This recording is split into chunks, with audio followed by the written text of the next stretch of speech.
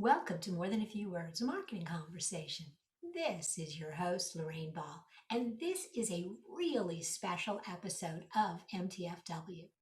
It is the episode that I'm submitting for participation in Podcastathon, a global program that encourages podcasters to shine a light on their favorite nonprofit organizations. Between 1,500 and 2,000 podcasters are going to be sharing their episodes the week of March 14th through 20th, including this one. So, of course, if I was going to participate, I had to pick my favorite nonprofit, and that is the If Theater. What is If Theater? Well, I've invited Paul Daly, Executive Director of the If Theater, to join me. And let's start with, hey, Paul, welcome to the show. Hi, Lorraine. Thank you so much for having me on and for If Theater being your favorite nonprofit. Well, it is. And I'm going to let you tell people a little bit about the If Theater, and hopefully they'll understand in a minute or two why I love it. And then I'm going to ask you, because this is a marketing show, the kind of things you do to market and promote the If Theater.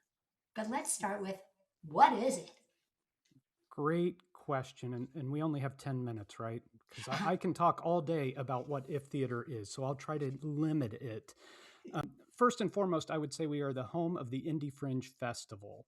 And so that's one of the festivals that are worldwide. Fringe festivals are worldwide, and we're actually in the top 10 largest fringe festivals across the world. And we celebrate all the performing arts across 11 days, all on Mass Ave here in Indianapolis. This past year, we had 67 acts doing about 250 performances in those 11 days. So it's huge, it's exciting, and it's inspiring for artists. On And it's, top I'll of tell you that, what, it's a lot of fun. it is a lot of fun, and it's a good time.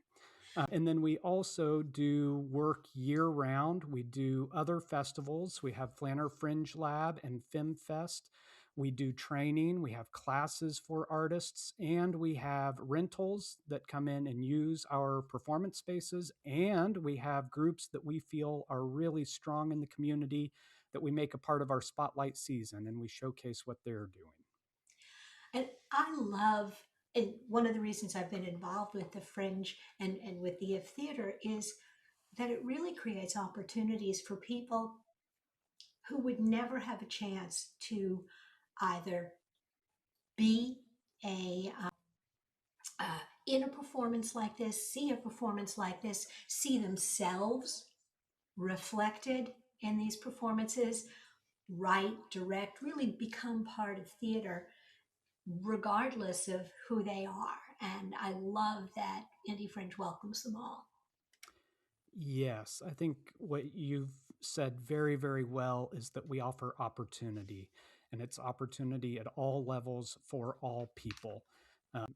It's the opportunity of somebody who's always wanted to produce a show and doesn't know how. We provide a really easy way into learning how to do that. We provide opportunities for those who've been doing it for a long time but want to experiment with something they've never tried before. We do that. We offer opportunities for audiences to see a performer from Australia. They see performers from around the world doing the kind of work they don't have the opportunity to see otherwise in Indianapolis. It's about opportunity. It is, it has really been at the kind of the cornerstone of the redevelopment of Mass Ave. And I know that there's been a lot of other activities, but having a theater that has grown and blossomed and now has two stages and an outdoor venue in an area that is now quite popular. But I got to tell you, 25 years ago, I wasn't quite sure I wanted to come down to Mass Ave. I hear that a lot. And I don't think we often talk about government successes. And the Fringe Festival is a city success. They looked into the future, said, what do we want theater in Indianapolis to be? A Fringe Festival was the path that they saw forward. They wanted to see what it would look like if they made Mass Ave a thriving area. Again, a Fringe Festival was a way to do that. They invested in it, they made it happen, and it's been extremely successful. It absolutely has. And part of the reason that it has been successful is you guys have done some interesting, innovative, fun marketing over the years. What do you think as you start looking at this year's theater season and the upcoming festival this August? What do you think? Where do you need to focus your marketing efforts? Yeah, that's a great question. So we're always looking to expand the groups that we're appealing to. I mean, I think we have something for everyone, but it's convincing people that we have something for them. And what we're seeing generally for theater audiences is that they want to know exactly what they're getting into. Certainly with the younger generations, we're seeing that especially. And so we're trying to think of how do we make it clear this is the experience you can expect, and this is what you're going to see. And so one of the ways that we're exploring is we had a very successful journey this past year where I was able to talk a high school into bringing their students in. I curated the day for them, and we certainly don't try to play favorites. We're not looking to put one group before another. So we were thinking, well, that worked really well, though, allowing these high school students to know the path for the day. And how could we do that? So, one of the things we're going to present this year is different curated experiences. So, if you're looking for a day of laughter, here are 5 comedies to see. If you're looking for some serious drama, here's 5 dramas to see. If you want an eclectic mix of performance styles, here's the 5 to see. And we'll have enough of these curated experiences that every show will be a part of one of them. But it also allows people their path in to see what they want to do. I think that is a really great strategy because if you're not a longtime fringer, if you don't really understand what the festival can be, the fact that much of it is unjuried, we open the doors and it's a lottery. For a portion of it, you get your slot. And as my husband often says, you could stand on a line holding a rubber chicken for an hour. That's your choice. You may or may not have an audience after your first show, but if you want to do it, that's totally on you.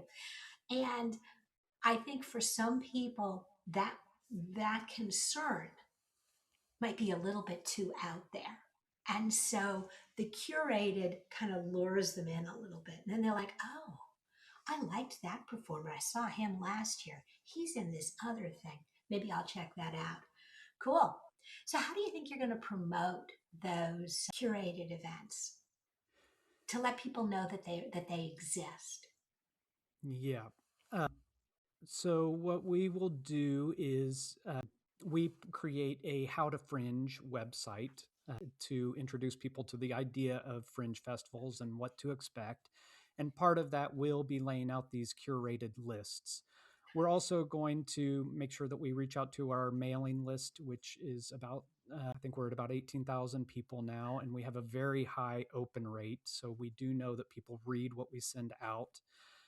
And we'll, of course, be letting the media know about the new curated lists and that approach.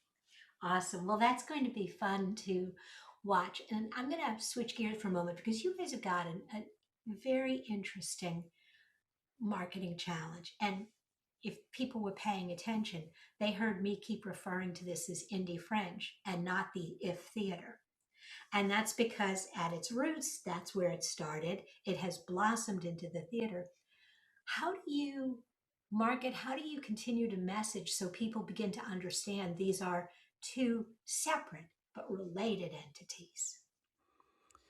Yes. So, what we're really pushing is the notion that we are If Theater, the home of the Indy Fringe Festival.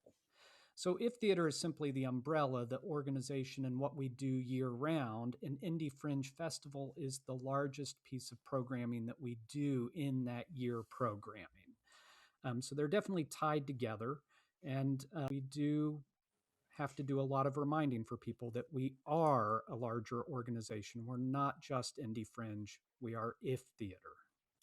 Absolutely, because you're not just ten days a year, you are year round. Well, Absolutely. Paul, this has been fabulous. Thank you so much for swinging by the show. Oh, thank you again for having me on. It was a lot of fun. I really enjoyed it. And if we've piqued your curiosity, if you want to know more about the If Theater and Indy Fringe, head over to indyfringe.org. Be sure to mark your calendar now for the dates of the festival, which are August 13th through the 23rd. August 13th through the 23rd. During the week, there are evening performances. On weekends, they run all day. And it's not just the shows you want to see, it's the shows between the shows, the people wandering the streets. It is a festival. So mark your calendars and be there. Thanks again, Paul.